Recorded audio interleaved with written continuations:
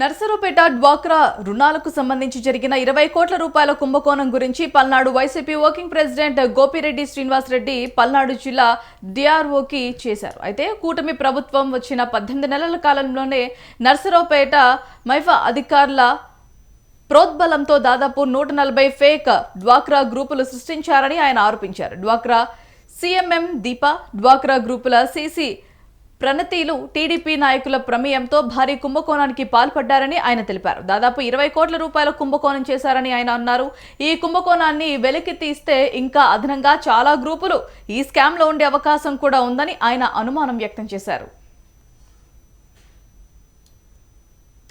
CMM డ్వాక్రాలో దీప, రెండో ఆమె ప్రణతి అని, ఈమె సీసీగా ఇప్పుడు మెప్మా నర్సరావుపేటలో పనిచేస్తుంది.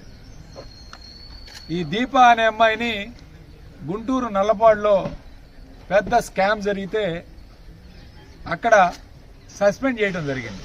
ఆమెని తీసుకొచ్చి నర్సరావుపేట మున్సిపాలిటీలో తెలుగుదేశం పార్టీ నాయకులు, ఎమ్మెల్యే గారి ఆధ్వర్యంలో, ఇక్కడ ప్రస్తుతం ఉన్న అరవింద్ బాబు గారి ఆధ్వర్యంలో వాసిరెడ్డి రవి గారు తీసుకొచ్చి నర్సరావుపేట మున్సిపాలిటీలో పోస్టింగ్ ఇవ్వడం జరిగింది. సస్పెండ్ అయిన ఆమెని గుంటూరు నగర కార్పొరేషన్లో సస్పెండ్ అయిన ఈ వ్యక్తిని తీసుకొచ్చి అక్కడ కూడా ఇలాంటి స్కామ్ జరిగితే అక్కడ ఈమె మీద ఎఫ్ఐఆర్ నమోదు చేయడం జరిగింది. ఈ దీప అనే మీద A1గా మరొక ముగ్గురిని కలిపి ఎఫ్ఐఆర్ కాపీ కూడా మీకు ఇస్తాను. FIR copy. అట్లానే Guntur additional senior civil judge దగ్గర కేసు నడుస్తూ ఉంది ఈమె మీద. ఈ వాయిదా కూడా నిన్న 18వ తారీఖు వాయిదా కూడా ఉంది ఈ కేసుకు సంబంధించి.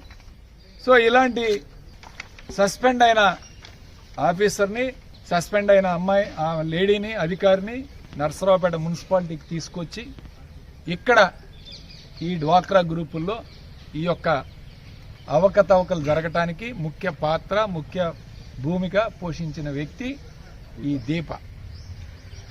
ఏమని నర్సరావుపేట మున్సిపాలిటీకి తీసుకొచ్చారు. ప్రస్తుతం ఉన్న తెలుగుదేశం పార్టీ శాసనసభ్యులు, ఆయన శిష్యులు, ఏదైతే మున్సిపాలిటీ అంతా ఎవరైతే ఇప్పుడు పెత్తనం చేస్తున్నారో వాసిరెడ్డి రవి గారు, వీళ్ళిద్దరూ కూడా తీసుకొచ్చి ఏమని ఇక్కడ నర్సరావుపేట మున్సిపాలిటీలో ఉద్యోగం ఇప్పించడం ఈరోజు ఈ యొక్క స్కామ్కి ముఖ్య కారణం అని చెప్పి